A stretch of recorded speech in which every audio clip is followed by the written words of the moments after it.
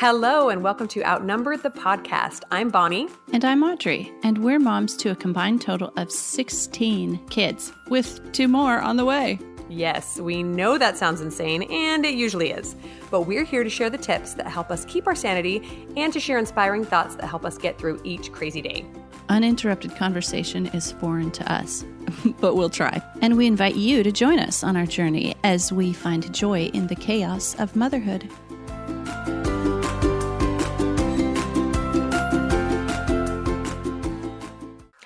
Hey everybody, this is Bonnie. Welcome back to Outnumbered the Podcast, and this is episode number 12. We are going to be talking about mothering with intention today. But first, we're going to start with a pretty quick little crazy mom moment. Are you ready, Audrey? Ready. And this comes from Rena on Instagram. She's shared hilarious things with us in the past. This is what she says. I never thought I'd have to wash strawberries off of my ceiling. My oldest thought he would try Fruit Ninja in real life by throwing strawberries at the fan to see if it would cut them in half. and then she continues at age 10. Come on, dude, use your brain. But did she say if the strawberries were cut in half that she was cleaning off the ceiling? I don't know. That just sounds like a nightmare. Like you did it. Yeah. Did it work? Because I'm curious. There's your makeshift food processor, right? The ceiling fan. Who'd have thought? That is hilarious. Yeah. That reminds me of one time when my probably about 10-year-old son did a quote unquote scientific experiment to see if what would happen to a light bulb when he sprayed water on it from a water bottle. Oh. That sounds fun. But he cleaned that one up himself. Good boy.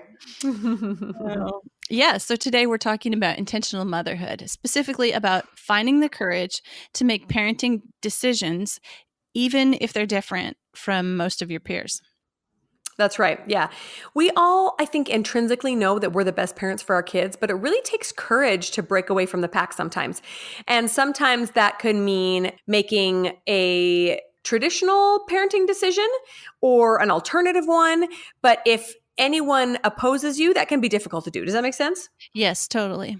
It's different from just going with the flow because that's what's expected next. Like, for example, preschool is expected at age 3, so you put your kid in preschool. So yeah, some examples of areas where some of us might make decisions that are different from those around us include educating our kids, how we birth our children, how we give them medical treatment, our diets, our house rules, et cetera. All these different things, pretty much every decision we make as a parent kind of puts a line in the sand at some point, right? It doesn't mean we always have to do that decision exactly the same, but it does mean that there will be someone somewhere that disagrees with your decision. And so what we want to talk about today is having the courage to be the parent that you know you should be for your children and that your children need, even if somebody else thinks it's a terrible decision. Right. I think what I'm trying to say is looking at societal expectations or the norm or the way it was always done, or even the way that you were raised and saying, is this the best choice for my child and my family?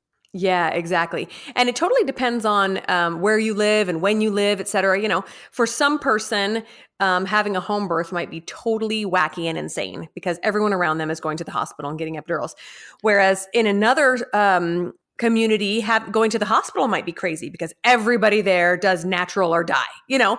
So just the fact that you are thinking about your decisions and consciously making them, even if they're difficult, means you're awesome, you know? So that's what we're going to talk about today. I think that you and I, Audrey, have made a handful of quote unquote alternative decisions, at least in our communities.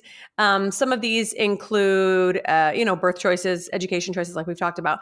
I think for me personally, homeschooling was probably the most difficult of these, just because I had never anticipated doing it. And because I got a lot of backlash from those around me. So what about you? Do you have one of these parenting decisions that was harder than others? Oh, yeah. You know, it's really hard to say which is the hardest because all of these were, well, none of them were easy, really. They all took a lot of thought and research and all the stuff that we're going to talk about today. But none of them was like an easy decision. It isn't easy to swim upstream when everybody is going downstream. And so if you are making the decision to have a large family and everyone else around you is only having 1 or 2 kids, that can be considered an alternative choice as well.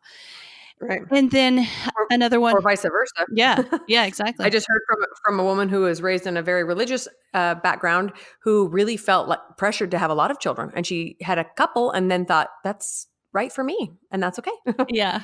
Yeah, and then another decision that should be made very intentionally is a religious upbringing for your child, whether that is which religion you're in with your child, or if you've chosen not any religion or whatever, but that's a very intentional choice that needs to be made as well. Okay, so hardest alternative choice for our family. Boy, it's really hard to say because so many of the ways that we're raising our kids are different, like 180 degrees different from the way I grew up. You're And so weird. no, yeah. And so all of them had to be made with so much thought and Intention, yes, yeah. intention, exactly, to get where we are now. But I think maybe one that took maybe the most struggle or the most intention or the most thought through the years was probably having a large family. Was that a decision that you guys made early on, or was that like little by little? Sure, we'll have another. I think we'll have another. Yeah, I think it has definitely been something we have rechosen over and over again. Like, when we were dating, we were like, oh, yeah, let's have a whole big bunch of kids. But then, like, after 4, I felt like, okay, that's it. We're done. Definitely. Did you have a break there? Not much. But it's been something we've had to be intentional about over and over again. Like, Yeah. keep making that decision. And I know we're planning a future episode all about when to know it's enough. What is Yeah. the right number of kids in large families. So we'll get more into that later. I guess maybe you and I should stop having children before we make that episode. 'Cause I don't know when that is yet. I'm still trying to figure it out. Yeah. No, but you raise a good point about these intentional decisions, especially the ones that are really difficult to make, is that sometimes you have to make them over and over and over again. I definitely feel that way with homeschooling because it's a struggle almost every single day to get up and have the motivation to keep doing it and do a good job at it. And when I drive past the elementary school and see all these kids in there, I think, Yeah. am I sure I want to go drop my kids off? Yeah, we knew one family where every other year their kids were homeschooled or in public school. And I don't know if that was their way of being intentional or they're waffling about their decision, but actually I think that would be harder to go back and forth. That's probably true. Okay, so today we are going to talk specifically about 3 steps to help us become the best kind of intentional parents that we can. You want to start with step 1, Audrey? Sure, yeah. So step 1, we touched on this briefly in Mom Guilt when we were talking about being confident in your decisions. But step 1 is to research and listen to your intuition. And that would be, like we mentioned in Mom Guilt, honest research, like not trying to sway the search results, but honestly researching both sides of the issue. Yeah, so I wanted to share a little experience in this regard. My oldest had been known for having kind of a colicky stomach for a long time. He was a really colicky infant, and he would often throw up for no reason or have a stomach ache. And so he was just kind of our kid with the troublesome stomach. And several years ago, I don't know, maybe 5 or 6 years ago, it started getting worse and worse and worse. And he would have several weeks with nonstop stomach pain and vomiting and diarrhea. And then it would go away for a couple weeks, but it just kept getting more and more frequent. And it was really freaking me out. And I thought something is wrong with this kid, but I don't know what. So we started kind of earnestly looking into some medical solutions, took him to 2 separate gastrointestinal doctors, and nobody could figure anything out. He had every single test under the sun. Anyway, long story short, something told me that it could be fixed with diet. Something was like, check into his diet, and strangely enough, neither of the GIs made much mention of his diet and didn't ask much. So I finally found a third doctor who was a little bit more holistically minded and had some questions about his diet. What a concept. Yeah, stomach related to the diet. Yeah. I'm like, the kid could be eating rocks and nobody's even asking. So anyway, long story short, this guy put him on a special diet. And within about 4 months of us, finally figuring out how to follow it very religiously, it all stopped. Just completely stopped. Oh. And since then, that's been probably 3 years now. He's had maybe 2 flare-ups in that time, but nothing like what he was happening before. And so to me, in my mind, I was like, okay, I did the research that I could. I went to the resources that I had, which were the GI doctors, and it didn't work. And it wasn't jiving with my mom intuition that said, fix what he's eating, And so when I finally found someone that would, follow my intuition on that, the problem was solved. And I just remember thinking, how sad if I had just ignored that and kept going with the traditional approaches. The last GI that we Yeah. saw said, I think it's just time to look into pain management. And I'm like, my kid is Oh, 11. I'm not just going to manage this pain. There has to be a solution, So anyway, that's my experience of just really listening and knowing that there has to be a solution out there for my son somewhere. I just have to keep fighting for it. yeah. Good for you. Okay. So one decision that we made intentionally, and it took a lot of listening to intuition on this one, was for our first, we decided that we were going to have home birth. And, but the problem was that we lived 45 minutes to an hour way out in the country, boondocks, nowhere, no medical centers, anything. Oh, So geez. away from the closest hospital. So we had a couple, we were interviewing with midwives, and we had a couple that wouldn't take us as clients because they said, you're really just too far away for a first time birth and you have no record and you don't know how this is going to go. So, Yeah. so we kept interviewing midwives. And then we finally found one who said, she would do it as long as we had a backup doctor at a hospital ready to go and all that. And so we started appointments, and about halfway through that pregnancy, it just wasn't feeling right. And so I interviewed another couple midwives, and I found one that was just an absolute bulldog, just go get her. Like she said, you can do this. There's no reason you can't. Women on the frontier, they did it for, there's no reason you have to be any closer to a hospital than 45 minutes because a first time labor is not going to go that fast. And so and then we also felt like she was so much of a fighter that if we did have to transport to a hospital, that she would be there fighting for our needs and what things that we wanted from a home birth, if we still had to go to a hospital. And so that was one example where we just kept on researching and even listening to the intuition about the one midwife that didn't work out, and just kept on going till we got where home birth was something that we really wanted. And so we could make it happen. Yeah. Yeah. And that's interesting. You say, sometimes there's really no reason to say no or yes to a specific, decision, but just something doesn't feel right. And I'm really a proponent of listening to that. I think that moms have a special gift for knowing certain things, like we say intuition or inspiration, whatever you want to call it. Yeah. Instinct. Yeah. And if we don't listen to that, I think we do ourselves a disservice. Yes, there are experts out there that teach us things that they've learned over years and years of research. And absolutely, we go talk to the experts when we need help that we can't figure out. But that being said, I feel like the final decision should always rest with the mom because she's the one that's the most responsible for her children's well-being, Yeah, absolutely. Definitely. And I think we also have a future episode planned on this thing that we're trying to put a name to: instinct, intuition, inspiration, whatever it is, because I think both you and I have felt it so strongly and had it play such a key part in our life that we're going to do an episode on that too. Yeah, agreed. I think that's a really big gift to give yourself as a mom is to trust yourself and those feelings. Absolutely.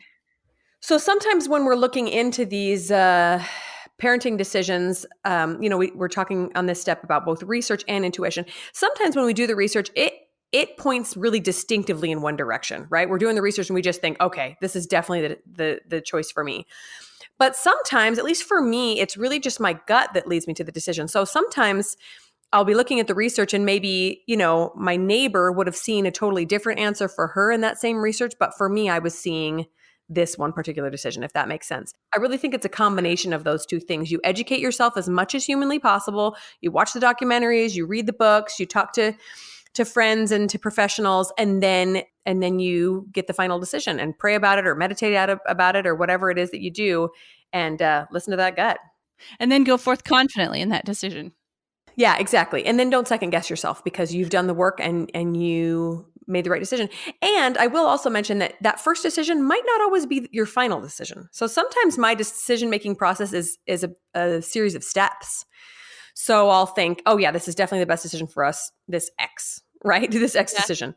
And then 3 months down the road, I'm like, oh, actually, it's looking like Y is a little bit better. But maybe I never would have gotten to Y if I had not first decided on X. Does that make Yeah. sense? Yes, exactly. So just be flexible, allow yourself to change if needed, but trust those decisions. So then, after step one, the research and the listening to the intuition, step two that we're going to talk about is having the courage to stand alone. So realizing that some of these decisions will get criticism. That's just life. Somebody always has an opinion on your parenting. Yeah. Always. And often it's family, and often it's friends, and often it's some random stranger on the internet. But someone will have an opinion. Yeah, definitely. And sometimes you'll make a decision on many alternative parenting choices, and there will be criticism or backlash on all of them. And just keep up that courage. Yeah, for sure. So an example for us of getting criticism. I mean, there's a lot actually. I'll actually share two, but one is so I shared that one of our hardest alternative choices was to have a large family, and a decision we've kept making through the years. But we've gotten a lot of, I guess maybe one reason we've had to keep remaking the decision is because there's been a lot of backlash against it. We do live in a community where there, in previous generations, have been large families, but not so much now. And then in our personal families, there's been some backlash too. In fact, one dear family member um, told us that we were selfish to have so many children, and Super selfish. You yeah. only think about yourself, Audrey. Granted, this family member does not have any children, so they can't know how selfish you actually have to be as a parent. And the more children Yeah. you have, the more selfless you have to be. But anyway, that was one thing. I guess maybe they were concerned about, I don't know, the impact on the environment or something. I don't Yeah. know. Yeah. So that's when we've gotten a lot of comments through the years about the size of our family. And then another one that we made the decision not to vaccinate our children a long time ago, and we've not vaccinated any of our children, any vaccines, and instead choosing to go expose them to other families with chickenpox and just play for the day and then come home and get a nice batch of chickenpox yourself. Okay, so now we've been going forth confidently with that decision for years. And now our oldest two are in college, and they both had to sign waivers because they didn't have vaccinations for certain things that might be going around on campus. And so they had to, sign this agreement that says if certain things are going around on campus, that you will be sent home and not be allowed to be there while these things are going around. So that's maybe we didn't exactly see that in the future, but we still feel confident in the decision that we made and going forth with it. Yeah, and I wanted to mention that when we get criticism for our parenting decisions, we have to realize that the standard or the norm of how people are doing things in our community or our country or our period of time is really very short-lived, right? So the way we're doing vaccines today is way different than they did it 20 years ago, and will be different from how they're doing it 20 years from now. The way we're doing public school, and now that we have more charter schools, it's way different than it was 50 years ago, completely different than it was 150 years ago. So all these societal standards change all the time. And so for us to make a decision just because everybody else is doing it is a little silly, just because it's just a trend. Some trends are excellent because we have new research and new evidential proof that says this is the best way to do things that we know of right now. But in another 20 years, that's going to change, And so that gave me a little bit of freedom to make different decisions and choices that other people didn't agree with, because I thought, you know what? Just because it's right for 80% of the population doesn't mean it's right for me right now, Yeah. And our choices might seem strange to some right now, but they haven't been, nor will they always seem that way. Things change all the time. So that kind of gives us a little bit more freedom to say, I actually think I'm just going to do the way I feel is right. How about that? Yeah.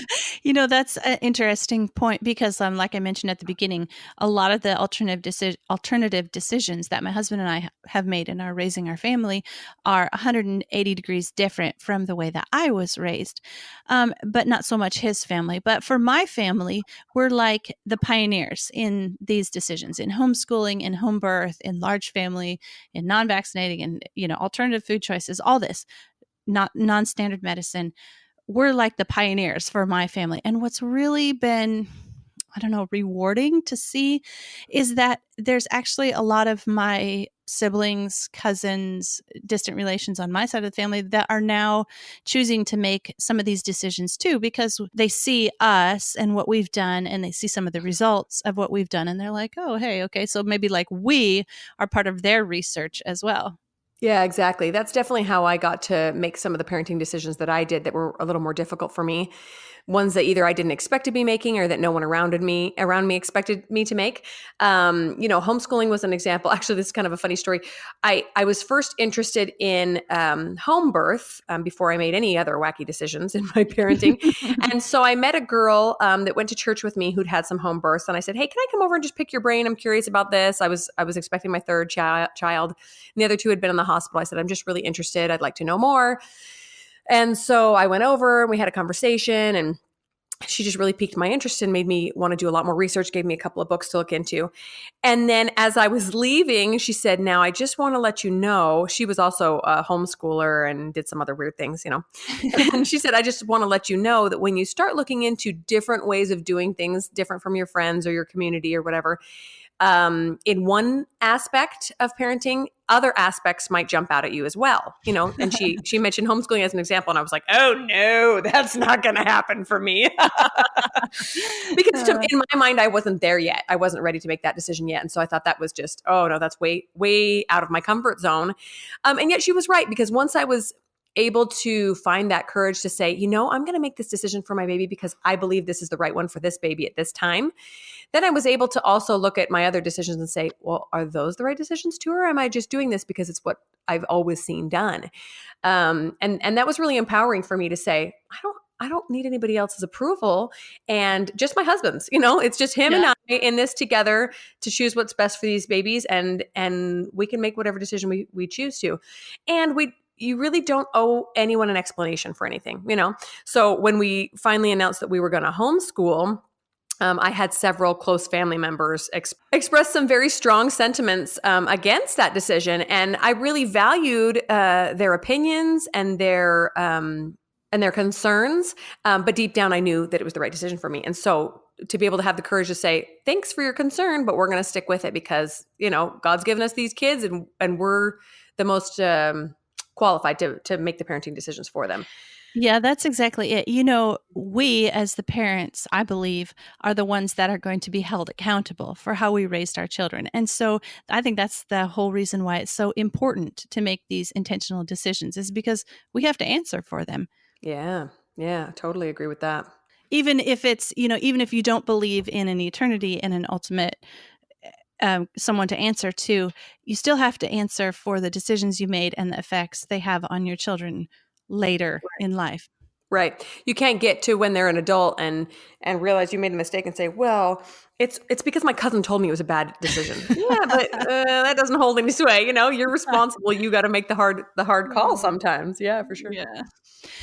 So, step 3 is to find your tribe. Once you've made your decision, if it's different from everybody around you, it's not different from everybody in the whole world. So, find your tribe. You're not alone. And there are other people out there who are doing what you're doing, who understand what it's like to be in the minority of doing the things that you're doing.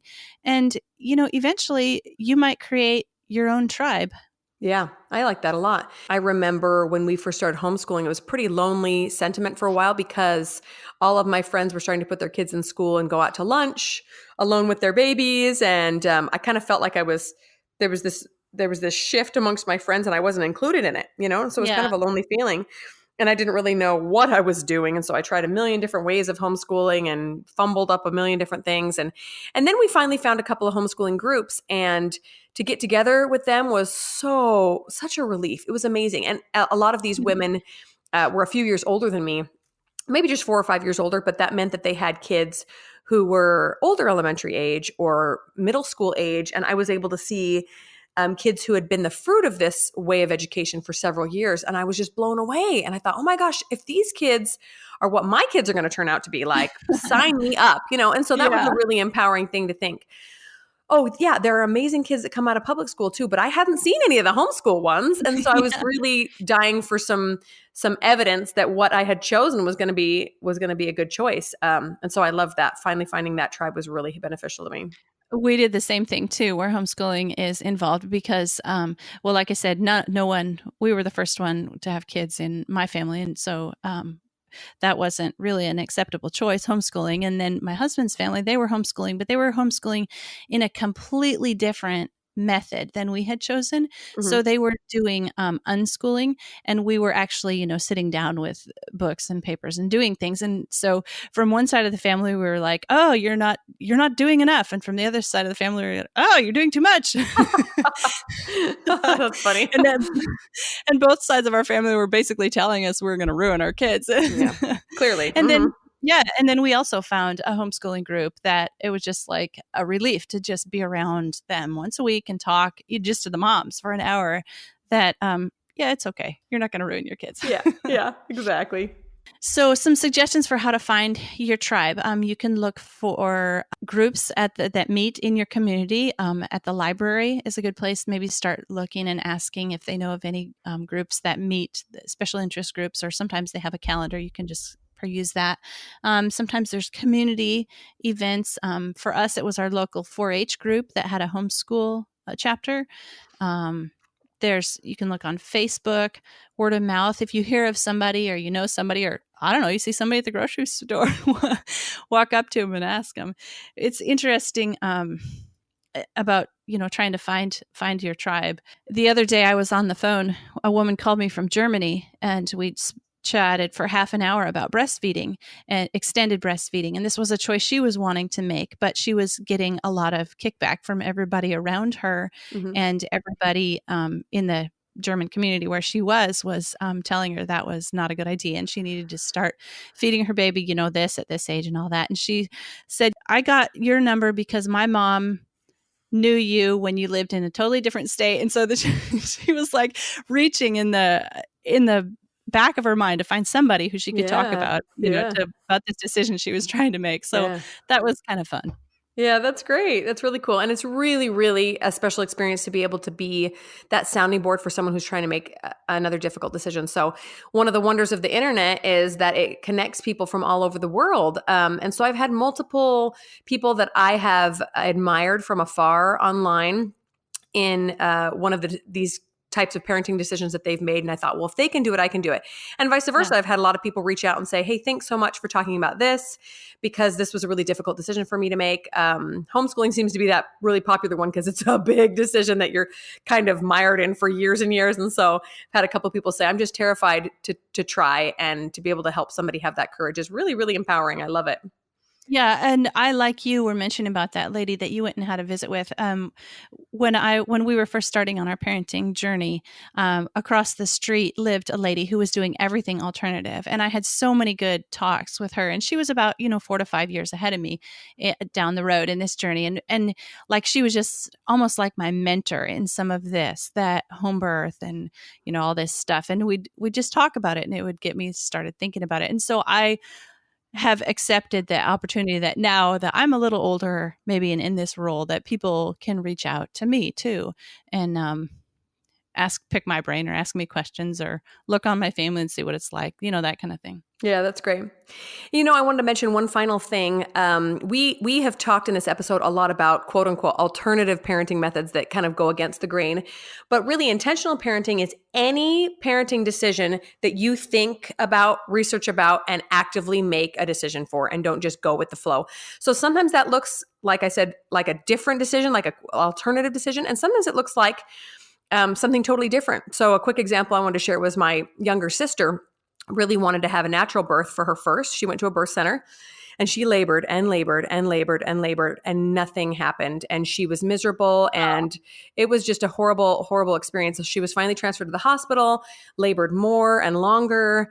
and then ended up with a C-section because they just couldn't get this baby out. And so for her second, same thing. She's like, well, I'm going to give it another shot. And tried to have a natural birth and labored and labored and labored and labored, and nothing happened. And when they took her in for her second C-section, there was some evidence that she definitely needed that second one to take care of this baby. Anyway, so she did end up having a third baby as well, and just chose to have a C-section. She goes, it was a really difficult decision for me to give up on that dream of having these natural births, but I knew that it was not right for me and my kids. And I knew that if I kept fighting it, I could potentially put them in danger. And I just thought, it's easy to say, oh, this decision was difficult for me when it's a decision that everyone admires you for.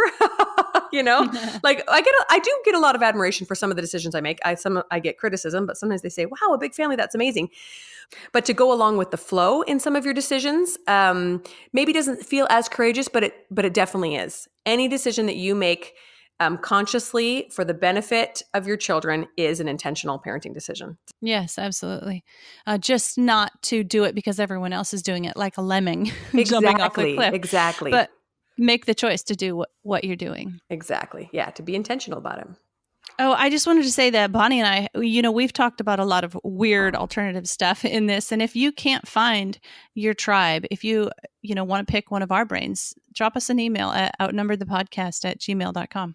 Yeah, we'd love to talk with anybody who's considering a particularly challenging parenting decision and offer some encouragement, because I know it can be hard. So to recap on our steps for intentional parenting, number 1 is to do the research, do your homework, and then trust your gut in the final decision. Yeah. Step 2 is to have the courage to stand alone. Yeah, you don't owe anyone an explanation for your decisions, right? Yes. And then step 3, find your tribe. And if you can't find your tribe, make a tribe, because there's got to be other people out there that are looking for support as well. And, start a group, find a group, reach out to those that agree with you in that respect. Right. Who knows? You might start a podcast someday with one of them. All right. So Bonnie and I both have quite a few recommendations from books we read, from research we did in some of these alternative decisions that we made. And so we're going to put each a list of some of our favorite books about homeschooling and natural birth and vaccines and large families and so on. We're going to put all that in the show notes. Yeah, right. These are resources that kind of got our brains thinking and moving in one direction. And if you're curious about any of them, check them out. They helped us out a lot. So that's all we have for you guys today. Thank you so much for listening. We have loved talking to you guys about mothering with intention. If you have any questions, please send us a line at our email, outnumberedthepodcast@gmail.com. And don't forget to leave us a review on iTunes if you enjoyed this podcast. And did you know that every month Bonnie and I do a giveaway for someone who leaves a review on iTunes? If you leave us an iTunes review during the month of April, you will be entered to win an Amazon gift card. So please do it and let us know. Thanks for tuning in. We'll talk to you guys later. Bye. Thanks so much for listening to Outnumbered the Podcast. You can contact us at outnumberedthepodcast@gmail.com and find us on Instagram at outnumberedthepodcast. We're so grateful for our listeners and would love it if you take the time to leave us an honest review on iTunes, Stitcher, or any other podcast platform. And don't forget to share the podcast with your mom friends. Can't wait to talk next time. Bye.